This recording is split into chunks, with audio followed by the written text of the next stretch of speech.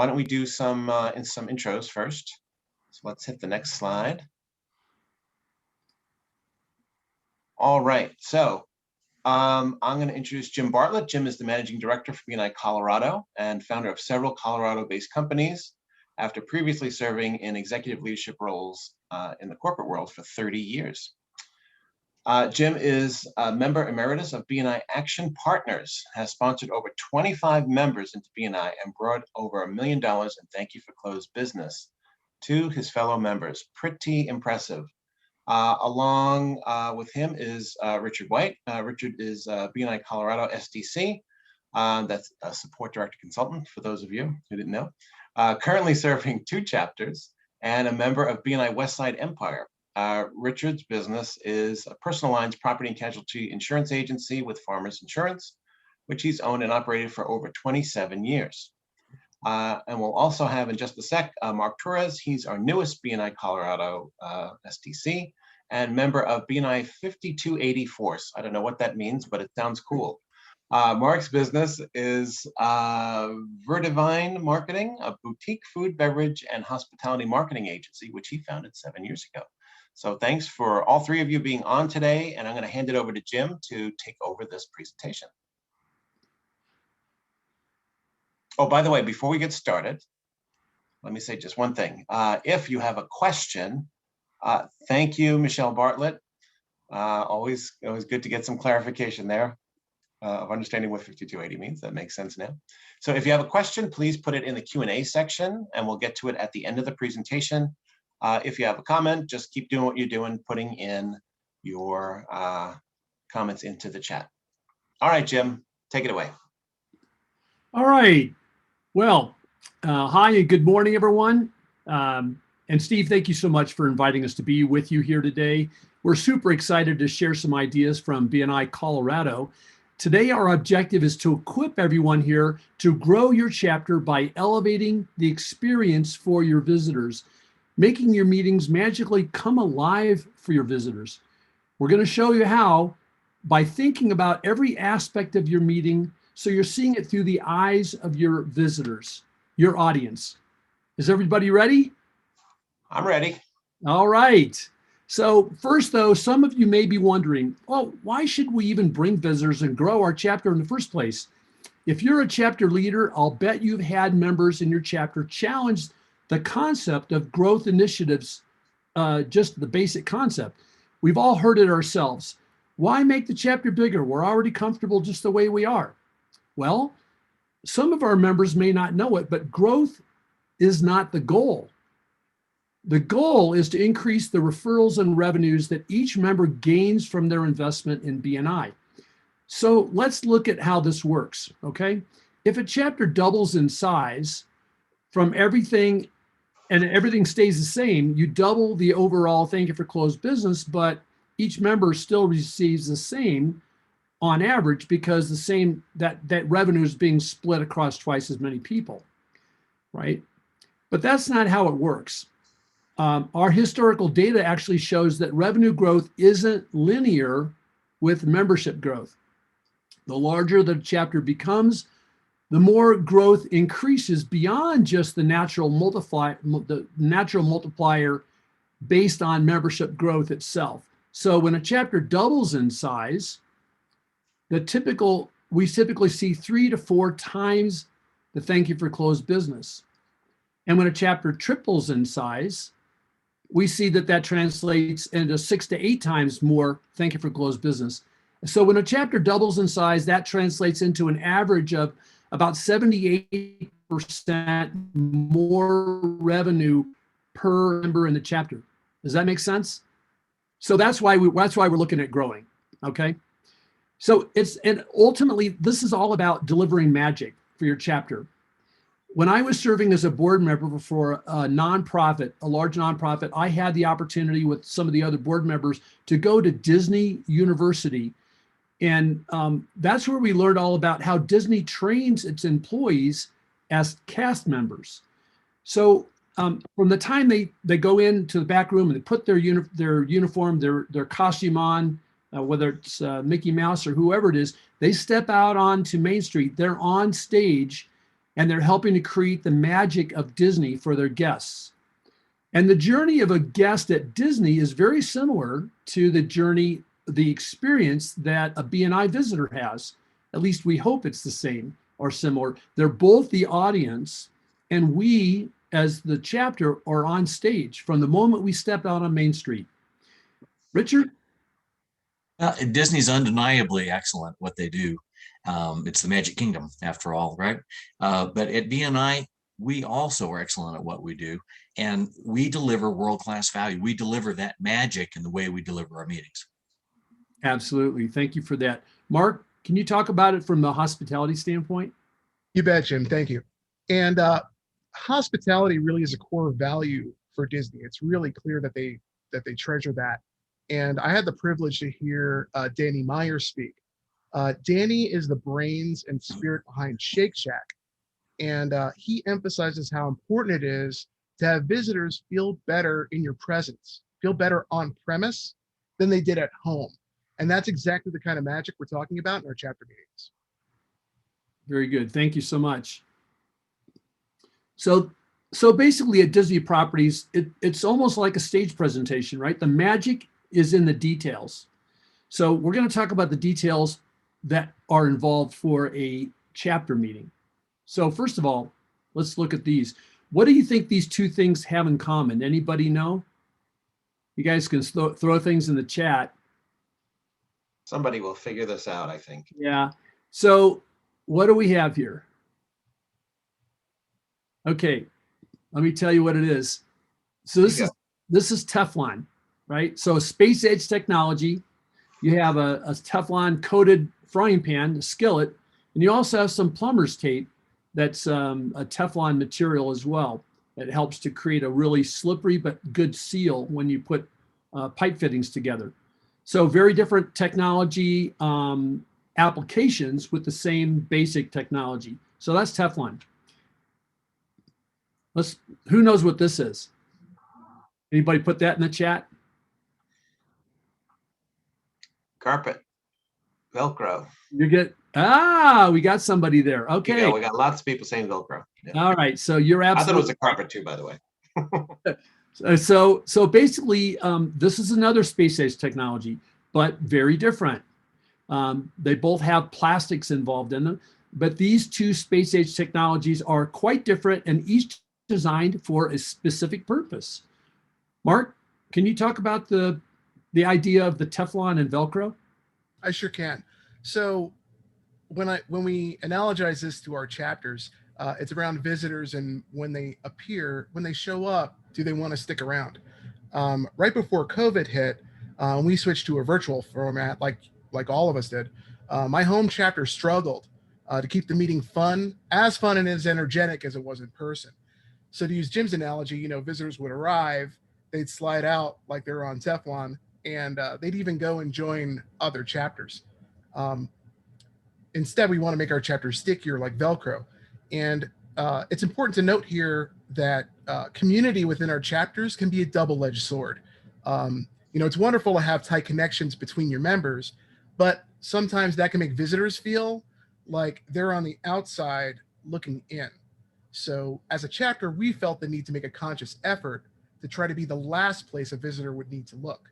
And so that means making your chapter more like Velcro. Super. And Mark's chapter actually did that. I visited the chapter before and after they made the switch, and they completely reformed the way that they run their meetings. So it's all about the visitor. And now a chapter member invites a visitor. They show up for one meeting and they're stuck. They don't leave that chapter. They want to apply right away. And it was like night and day. Within about 2 months, the change was dramatic in how they ran the meeting. So that's one of the things that we were thinking about when we put this presentation together was what are the elements that make that happen? So we're going to take you through some of that. So first of all, what do we do in BNI, right? We attend a meeting, share our ask. We do one-to-ones, we do CEUs, we look for visitors to bring, we develop and send referrals. But how much of that stuff actually happens in the meeting, right? Really just the ask. The rest of the stuff's being done during the week between the meetings, right? Between last week's meeting and this week's meeting, all this other stuff gets done.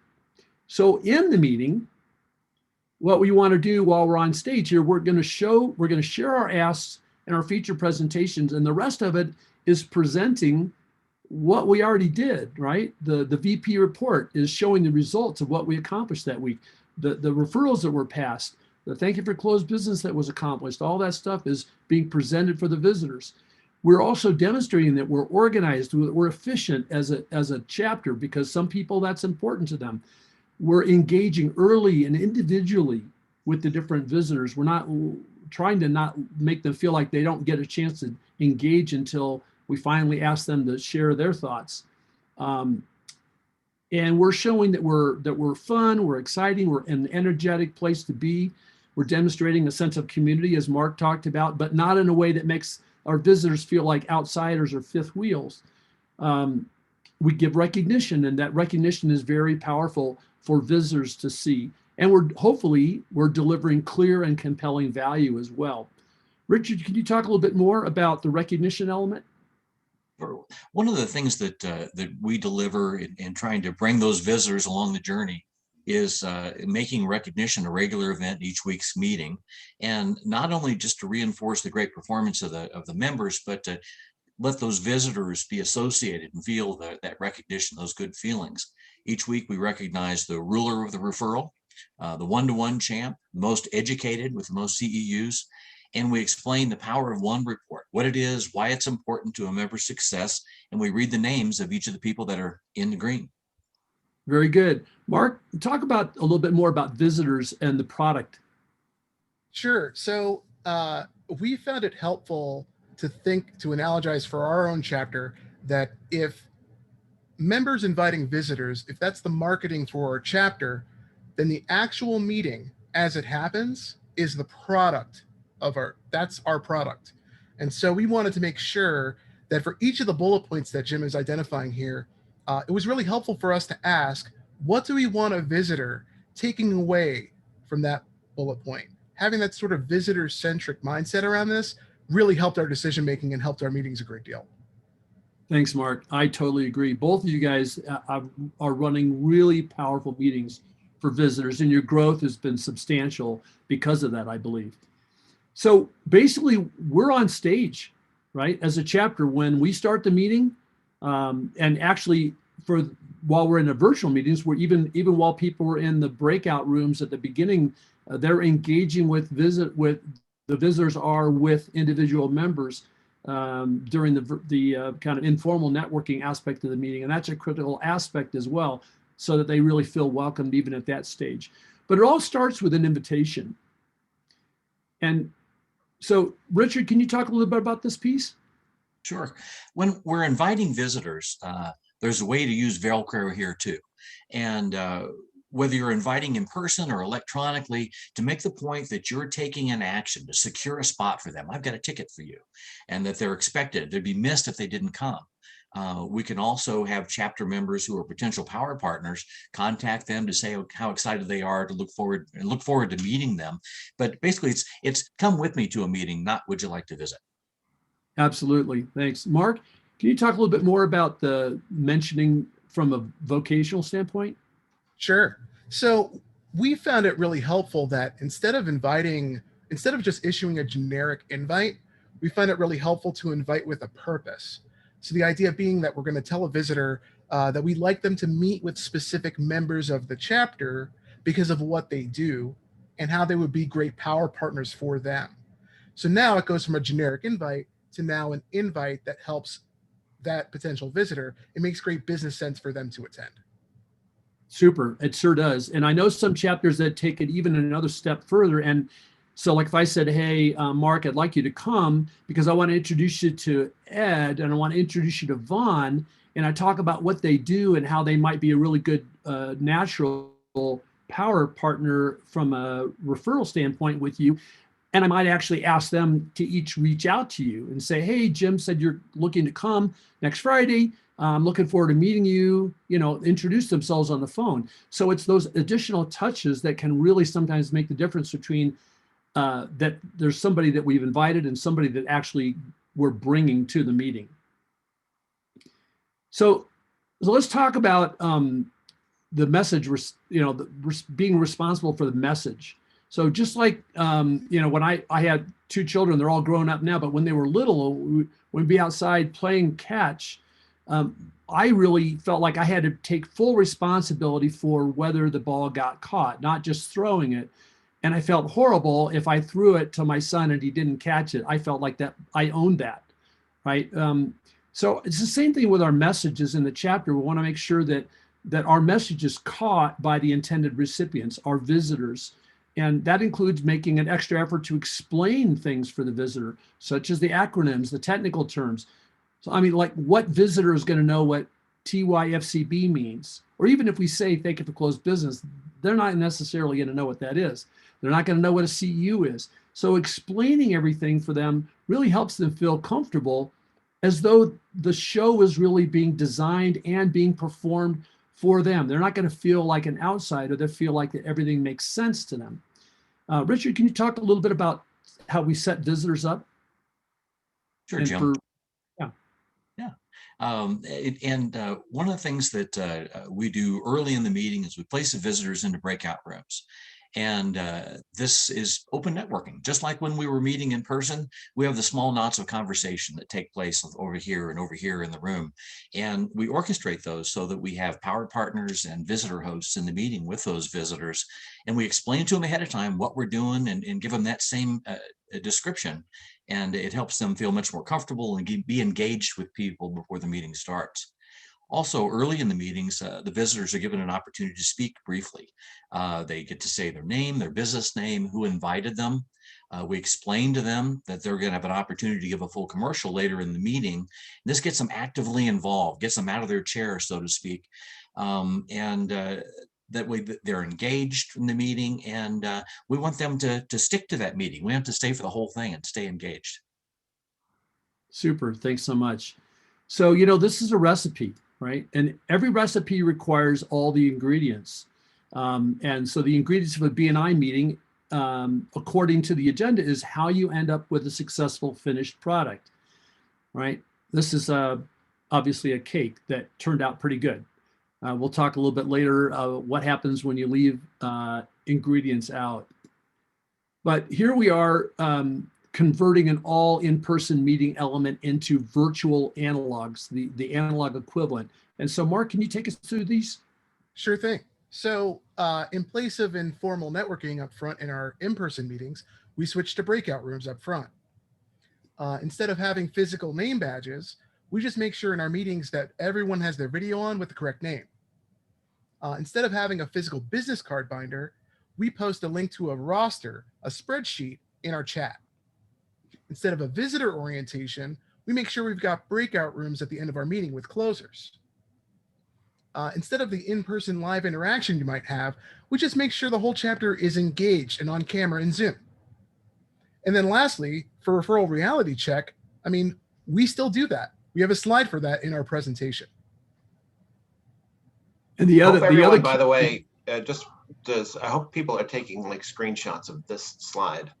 This is magic right here in front of you guys. Great stuff. Thanks, Steve. And that we talked about for example, with referral reality check, if you're on stage, you wouldn't actually ask an actor, hey, can you come out and do your part now? And they don't know what they're doing, right? So the same thing happens here. With referral reality check, you want to actually check in with a member that you're going to call on next week and say, hey, Mark, we're looking to call on you about that, this or that referral. Can you be ready to talk to that and tell the story behind that, how that worked out at next week's meeting? Because maybe he doesn't know about that one. If he's in a bigger business, he may know about maybe 10% of the stuff that's going on if there's a lot of people in that business. So that would give him a chance to go look into that. Oh yeah, we got that one. This is what happened with it. We're going to be serving that client on such and such a date. Or he may find out that one didn't go anywhere. The guy decided to hire somebody else. So you give them a chance to get prepared for that, so they're ready to be on stage and have a great story. So the idea is that we don't want to just catch people not prepared. That's not the idea, because there's certainly other ways to find out whether people are doing a good job of following up on referrals, right? We don't want to do that in front of our audience of having people fail to have a good story. So this is a great way to make sure that we have a great story in every aspect of the meeting. Does that make sense? So let's move on. So here is a cake. And this left out one little thing. So it's a very, very different cake with one ingredient left out. That can definitely change the outcome, okay? So let's talk about the journey of a client, and let's talk about, for example, as an automobile buyer, right? A car buyer goes in. Now they're gonna have the logical, the rational aspects of that, because car buyers come in all types, all sizes, but most aren't only operating in the rational side of their brain, or these things here, transportation, mileage. If that was the case, they just would end up buying the most simple car that provided them with reliable transportation at the absolute lowest cost. But most buyers also kind of want to consider other intangible elements in their decision making and the whole process. So that's why we have a range of car makers that are successfully selling both new and used models that are all over the map, because there's these emotional elements as well, right? The comfort, the image, the fun, excitement. It's not just what's my cost of ownership per mile. Well, the same thing happens for the journey of the BNI visitor, our audience member, right? Because some business people, they may be considering investing in BNI as a tool to help them grow their business through referrals, but some may be more also attracted to the logical elements. It's like they're evaluating, okay, does this meeting, is it well run? Is it a well run meeting? Is it efficient? Is this going to be a good use of my time if I'm going to have to come here every week? Or they may be considering the cost. How many client deals is it going to take to close to justify making that investment? At the same time, most prospective applicants are also evaluating whether they feel connected with the members. Did they have fun? Whether the group made them feel energized? Did they feel welcome? So they're subconsciously, unconsciously evaluating whether they can see themselves. Can they see themselves actually as a part of the BNI community and a part of this chapter? So part of us successfully delivering the magic that we've talked about is doing everything in the meeting in such a way that it really connects with both sides of a visitor's brain, the logical side, the emotional side.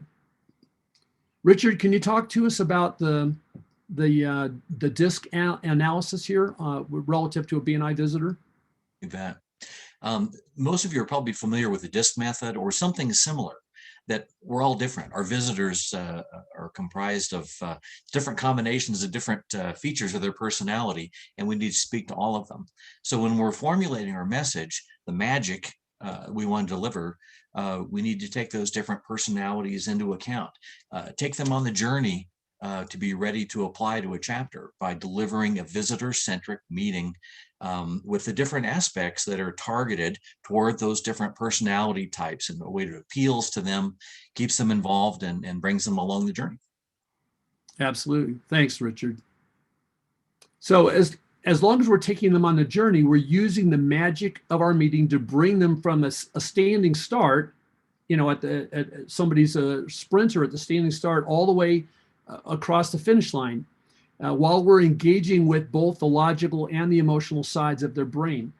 At the starting line, they're wherever they are kind of emotionally, they're hopefully at least interested enough that they decided to come and attend the meeting. But at the finish line, we want to see them actually at a decision point where they're saying, I want this, I see the value, and I want to be part of this. So that's our journey of the BNI visitor. So remember our Teflon and Velcro that we talked about earlier.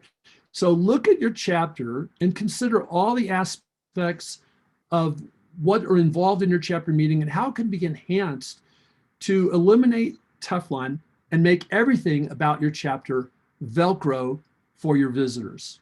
That's our message today. So let me just leave you with this. This is a formula. So if you think about M is the magic, magic is going to be directly related to how much Velcro you have and how little Teflon you have, right? So V over T, if V is big and T is small, then M is huge, right? So make your magic, deliver it through Velcro chapters, not Teflon. So I want to just leave you with one, just want to thank my colleagues for being here with us.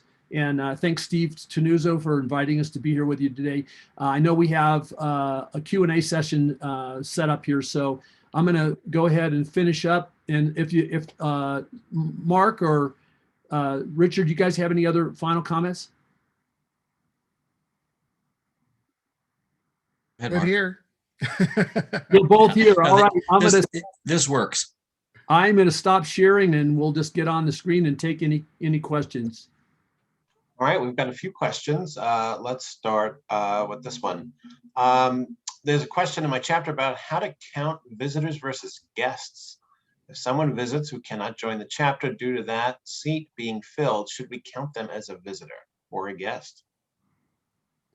Well, I guess it depends on, I would say it depends on whether that was known. So if you knew, for example, if Steve, if I knew you're in my chapter and I know what you do, if I bring somebody who is in the same business and they're coming really to just observe the chapter, because it's a great chapter, and they're not planning to talk about what they do because that spot is taken, then they're a guest. They're not a visitor, right? If they're a member of another chapter and they're coming to observe the chapter, they're not a visitor.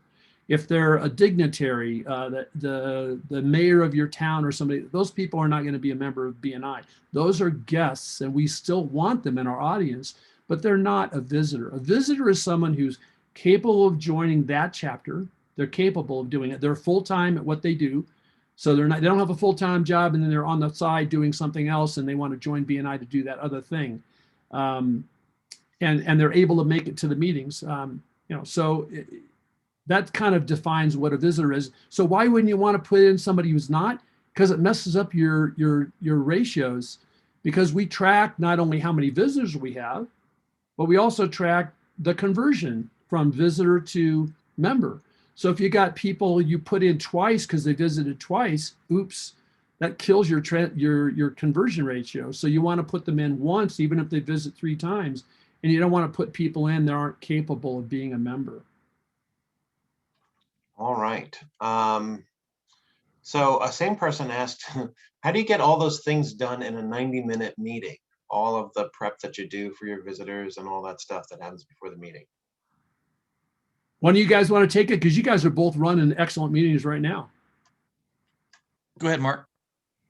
So first off, the key, and thank you so much to BNI for doing this, is that they've given us official PowerPoint presentation templates to run your meetings. And those meetings also have slides with timers on them for how long your members will be speaking. So using that, and it maybe took an hour of, I frankly took a day of prep time taking the official presentation and setting it up for our 35 member chapter. But then after that, I maybe have, let's say, an hour of prep each week for our own chapter meeting. And those presentations make it really clear what's happening and when, and you can follow your agenda to a T. And so it's using that is a great place to start in terms of monitoring and measuring your time and just running an efficient meeting. And it will work when your visitors, when you ask them what they thought of the meeting, when they bring that up and how professional and organized it is, that's how you know you're hitting the mark. Yeah, you can also coach your members to be on time with that timer and in the way you deliver, in the tone and the pace in which you deliver the meeting. Yeah, Richard, can you talk a little bit, when you talk about timing, you guys had a struggle with visitors when you have them all get a chance to introduce themselves at the beginning of the meeting, which I thought was, it's not a standard thing that people do, but it was really powerful to get them engaged at the beginning and feel like they're really special guests as opposed to sitting there not saying a word for half of a meeting. But you were running into problems with the timing on this. So you guys worked out a way of doing that kind of offline. Yep. Can you talk a little bit about that? Because I thought that was really innovative. Yeah, well, I think, as we talked about, I think it's really important to give them that involvement up front. But the challenge is we were seeing lots of visitors, and we're also seeing visitors that weren't necessarily registered. And you think you have 6 visitors or 8 visitors, next thing you've got 12 or 15, and it's really hard to manage as the president when you're managing the Zoom. So what I have is one of the visitor hosts It stays on me, doesn't go off to the breakout, and they keep track of the visitors as they register, and they know who is on the call with us before we ever get to the point where we do the visitor introduction. So we don't have any of the "Sam, are you there?" moments. That person takes over at that point. That slide comes up and I hand off to them, and they go through the names and they do the introductions. And that way I don't have to keep track of it while I'm running the meeting. And they also prepped all those people in the breakout room ahead of time to tell them, you guys are going to get to say your name and what you do and who invited you. And then you're going to have a separate time later on to do your what you're looking for and more about your company, so they don't get confused and try to launch into that whole thing. Sometimes other than that, they think they won't have an opportunity and they want to get it in, but also usually deputize one specific person. You're going to be first, and we give them the responsibility to set the pace. Yeah, so they're the demo for everybody else. So you make sure you know that one person knows how to do it, and you got to have them go first. That's really smart. Yeah, thanks, guys. All right, someone's asking about how to post the roster in the chat. How do you guys? I'm guessing that some of you don't have the toggle for file transfer turned on. Once you do that, there'll be something in the chat box. You'll be able to hit that button and share a file, a PDF or a Word doc or something. I could speak to that. So Great. The way we handled that in our chapter is we converted our physical binder into a shared Google spreadsheet. So then our visitor host team is responsible for keeping that spreadsheet current. So we've got it listed, much like we would have. We actually used to print. We took that spreadsheet. We used to put it on the back of our paper handout that we would give to our visitors. So it would be around the room. So now we just share the spreadsheet directly, and it's got listed, colorized by our business category. It has our name, our company, our contact details, and even a link where if folks want to click and immediately schedule an appointment with us, they can go ahead and do so. So it's really trying to turn the virtual format into an asset instead of a liability. And then what we do is we just list that link in our chat repeatedly over the course of our meeting. And you guys do it repeatedly because otherwise it scrolls off and people don't see it. So no matter when they're looking, they've got one probably on there. Exactly. That was really smart. Yeah, super. All right, we've got a good question from Amy talking about bringing in visitors and introducing them to the sphere. What if you don't have a strong sphere for the visitor? And by the way, Jim has about 90 people or more in his chapter, so he doesn't probably have that problem, but others might. I'll speak to this one. I think that not only do we want to show them power partners, but we want to show them interest in professionalism. I think the visitor hosts reaching out with a phone call ahead of their visit to the meeting, as well as making sure they have the link and they know what the expectations are, and the follow-ups afterwards. Maybe they get a contact from the president or others, visitor hosts, whoever in the chapter. We had one person that joined us, and he said that he had such contact and interest from us, he thought that it would be rude not to join our chapter. So I think just showing interest and caring, and that we are who we are. Marco, what about you guys? What have you thought? What have you seen there? Yeah, 100%. I think to echo a sentiment from the presentation, it's that there's an emotional component to becoming a member. So if you get a sense, as president, I'm sitting in the initial, I'm not in the breakouts, I'm there with the visitor. And I try to quickly get a sense of that visitor from a personality perspective and an energy perspective. Who do I think they'll have a really good connection with in our chapter? And then I make sure to put that person in the breakout room with that member, because I have a feeling they'll have a great conversation. It's all about a visitor envisioning themselves as a member of the chapter and connecting them with a potential with a member where they could have a bond that brings them one step further on the journey to becoming a member. Okay, and I had a couple other comments. One is that let's say it was a mortgage person. Chances are, if that happens, there's a whole bunch of people that show up. So you're going to have a lot of competition, and they may not worry too much about whether they're going to have everybody that might be in their contact sphere, because they probably know people. In fact, I usually use that concept. If somebody comes in and there's not like 5 people or 8 people that I can immediately connect them to that I know they're a natural people in their contact sphere. I'll say, who do you know that you feel are really good people in your contact sphere now, that you guys all touch the same types of clients that you might be able to bring, because we could also use an X or a Y. The other thing I do is I'll say, hey, this is one chapter, but we have 54 chapters here in this part of Colorado. And so if you need to get connected with somebody like a locksmith, my chapter, as Steve said, I'm a member. I guess I'm a member emeritus of my chapter now. But a 90-member chapter, we still have categories we don't have. So we don't have a locksmith. Well, that doesn't mean I don't have a locksmith to refer to, because there are other chapters that do have a locksmith. And so really in BNI, the world is your oyster. 54 chapters here, and there's also chapters in other parts of the U.S., all around the country and overseas. We're in 70 countries, 278,000 people, and over 10,000 chapters. So you give a member who's saying, well, God, this is only however many people. It's like, well, you can look at it that way. You can also look at what is available to you in the full breadth of the BNI membership. And so I've ended up sending referrals to other people, other members in other chapters, because they were things that my clients or my acquaintances needed, and we didn't have them in my chapter, but it didn't mean I couldn't still make those connections. And those people were obviously very motivated to try to help me as well, if they could.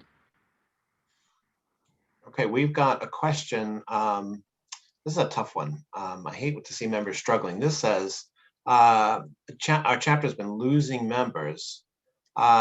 She's almost embarrassed to invite someone. She has been in the chapter for a year, and she's the last member inducted. So this is a chapter that's like kind of frozen at this point. How do you get them out of that? There's one thing that I think has worked really well. Richard actually, as a support director, has a chapter that was struggling, and he had them actually visit Mark's chapter. It just so happens these two guys are on the call here. This happens more often than just in this instance, but this is one that happened fairly recently. He had a smaller chapter and they were struggling. And he said, I think you guys have kind of lost the vision of what you wanted to be. And Mark's chapter has been a showcase chapter, and they're about ready to earn it again. And so they visited, and I think every single person in that smaller chapter, they came away going like, that was a major shot in the arm. Now we kind of have recaptured the vision of what we wanted to be. And so now let's sit down and figure out, how do we want to get there? Because if you're sitting there and you just feel like we're not where we want to be, and we're like, well, what do we do about it? It's just like they kind of stuck. And I think there are smaller chapters that can be stuck, but if you've got another chapter, they can come visit. Richard, you want to talk a little bit about any direct feedback you had from some of those folks? We got significant enthusiasm, lots of questions. I think Mark has heard back with questions from that chapter president, and it gave them what you're saying, that vision of success, and it gave them a little energy. Why were we doing this to start with? And I think sometimes that, especially when we converted over to Zoom, there have been some that have said, well, this is just a stopgap, or this isn't going to work. And the people that say, hey, it isn't going to work, and the people that say it is, are both right. So sometimes it's a checkup from the neck up that we need, because I'm telling you what, Mark's chapter meeting or mine and several others, they're rocking it. They're growing and making this thing happen. Absolutely. Yeah, we saw like 15% growth in the fourth quarter last year. In the middle of a global pandemic, we're growing like crazy. And we had members in all different categories that were having a great year, and they all knew competitors that went out of business last year, who were not in a BNI network, that didn't have the benefit of our network. Hopefully we gave you at least some ideas to think about there. Yeah, I love that kind of road trip. Even if you have to miss your meeting and go to someone else's on that day, it is worth it. We've done it. We did it in Massachusetts. We had a small chapter that came to a 50+ member chapter. They were blown away, had never seen anything like it. And they wanted to do that themselves, and they did it. They went from like 17 or 18 members to 35. And now they're one of the better chapters that we've got in Massachusetts. Really quite a transformation, just seeing it, because I think sometimes people see what they're in every week and it's kind of like the same thing and nothing's moving. And they just need that little bit of inspiration to get going. And I think your idea of the road trip actually being on the day of the meeting actually is almost ideal if they have the great chapter that they want to. If it's on a different day, then that means they have to take another 90 minutes another day. But if it's on the same day as their meeting, then the time's already committed, and it becomes like a field trip for the whole chapter. They all go. They all still count themselves as present if they went to the other meeting. Right. And they obviously they don't get to do the stuff that they normally would do in their meeting in terms of their speaking, but they're there for a different purpose. If it's going to help transform the chapter, it's well worth giving up one meeting. Yeah. Absolutely. Yeah. That was a great question, really. Yeah, absolutely. Okay. Sean says, if you want to invite someone you personally know who would be a good fit for BNI, but that position is already filled in your group, can we still invite them so that they can learn about how it works and then have BNI take it from there and find them a slot in another chapter? So, yeah, I mean, you could invite them to your chapter, or you could talk to a support director or area director and have them help you get an invite for that person to another chapter that actually has the opening. Because, I mean, yes, if your chapter is like a rock star chapter, they could come and see that and get all excited about it, and then you might turn them on to a chapter that has an opening that doesn't look anything like your chapter. So now you've set expectations that can't be delivered in the place that has the opening. So there's a kind of, there's both sides of that sword, and so you got to make sure that you're going to be successful in inviting them to see something that they can actually participate in. So you can still get credit for them if they join. Now, obviously, you won't get credit for them as a visitor if they visit another chapter, because visitors count when we bring them to our own. When we bring them, not inviting them, right? Inviting doesn't get you anything, but if they actually show up, if you bring them, then you get to count them. But even if they go to another chapter, if they join that chapter, you get credited with being their sponsor if they identify you as the person who invited them. And so make sure they understand to put you on their application. And that's how people become eventually a member of the Gold Club. And Richard just got recognized as a Gold Club member recently. He got his first 6 people into BNI. So, yeah. All right, great. All right, we got time for like 2 more questions. Let's see.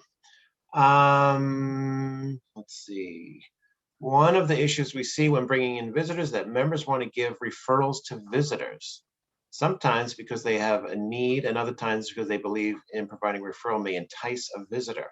What's the best way to discuss with the group that a meeting with a prospective member is a great idea, but handing over referral without knowing the visitor is not always the best idea? I think it depends on whether you really do know them well enough or not. Sometimes I've seen people who were invited and half the people in the room already knew them. Uh-huh. I mean, they were already known in the community, Right. and go like, wow, I knew that person too. They already knew like a third or a half of the chapter when they showed up. I wouldn't be surprised if somebody who's a visitor like that actually got a referral. But I think it's a very astute question to ask, because you don't want to just throw a referral to somebody that you haven't actually gotten to know and can trust. So I think it would not be the norm. It would be the exception that a visitor would receive a referral. And I don't think that they necessarily have to have that as an enticement, because we're not really telling people, hey, you can join and within a week or 2, you're going to see referrals. For most people, it doesn't happen like that, right? Because it takes time to build the trust. And, we tell people in the chapters, hey, it's not about that they know, like, and trust you. It's not even that, because your mom and your dad and your uncles and aunts and everybody else in your family that lives in the 25 miles around you, they all know, like, and trust you. But how many of them are giving you referrals every week? And that you can just see the light bulbs go off when you say that to them. And they say it isn't that they don't know, like, and trust you. It's just that that's not their job. Their job isn't to give you referrals. So they don't think of you that way. They think of you as Uncle Richard or Cousin Mark, right? So the people in the chapter are going to the next level. They're taking it beyond know, like, and trust. They're taking it to, I'm going to make a commitment to help Steve grow his business. So I'm going to take some time to go prospect and find people I think would be good for him. So that takes time to build that. And so if a visitor is, if they really get educated, you know, they're going to see that it's not going to happen in a week. And you don't want, frankly, you don't want people joining with an expectation they're going to get referrals in the first 3 or 4 weeks, because when they don't, they're going to be out of there if that's how they thought it was going to work. So we want people in it for the long term. So I don't think that we want to necessarily entice them by throwing them a referral, I guess, unless it makes sense, right? Right. Okay. Let's see. One more question. Jim says he'd be interested to hear what approach is used to take a visitor to a member in the post-meeting discussion.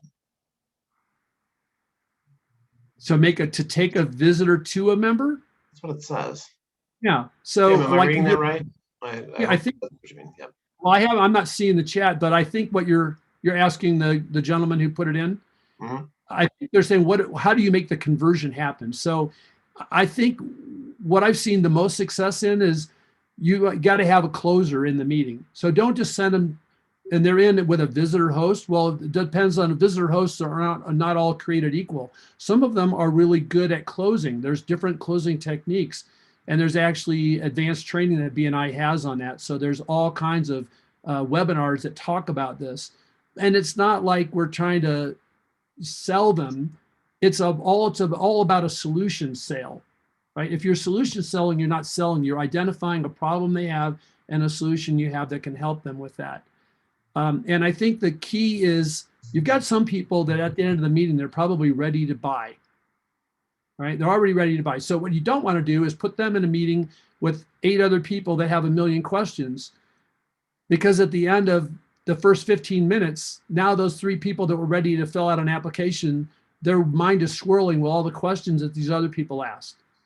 So it's not important to throw them all in one meeting and try to get into one breakout and try to get all their questions answered. Split them up, and it's better to handle them, if you can, one by one, with someone who can answer the questions and walk them through the application, because then you're not cross-pollinating questions from other people that can derail somebody who's ready to go. Does that make sense?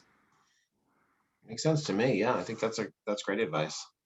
Yeah, I think, well, Jim, one of the things I've seen is that sometimes the visitor host is not prepared with the application, and we don't facilitate them getting to the application. We don't ask for the business, quote unquote. So I've seen that in chapters, and I'd say that's huge. Yeah, I think that's a really good comment, Richard, because I think it's about understanding where people are. And if you ask, sometimes it's a presumptive close, right? Would you like to fill out the application now with me? I can walk through it with you, or do you want to take it home and fill it out and then check in with me tomorrow and see if you have any questions? So, I mean, you can do that with somebody that you feel is close. But I think you're right. You have to be prepared. If you don't have the application handy and you're not asking them if they would like to fill out an application, then, the worst thing you can do, what the worst thing is, let's say you have a visitor day and you have all these people there. You go like, well, you don't have to fill out the application. Why don't you come back next week and see what a real meeting's like? Mm-hmm. What? I have seen it. Forget about what you just saw. Yeah, I've seen it happen. You got this guy. You got all this energy. You want to sign now? No, come back next week and see what it's like. No, don't do that. I have heard people do that. It's like, don't do that. Yeah, that's a BNI no. All right. Well, this was a really great talk today. Lots of great stuff in the chat. Great questions. Thank you all for asking. A couple of people asked questions about how they can access this. So 2 ways now. So we have a YouTube channel called BNI Team USA. That will be up later today. This webinar will be posted later today. And then starting on Monday, it will also be on BNI Business Builder. So you'll have 2 ways to do it. On the Business Builder, we will attach the PowerPoint. So you'll be able to see it for those of you asking for the slides. And give yourselves all a CEU. And Jim, Richard, Mark, thanks so much for being on today. Would love to have you back again. Thank you, Steve. We appreciate Thanks. the invitation. Thank So you, much. gentlemen, for participating with us. And we thank you, all those who were on the call. You guys had great questions. So just go make the magic happen in your chapter.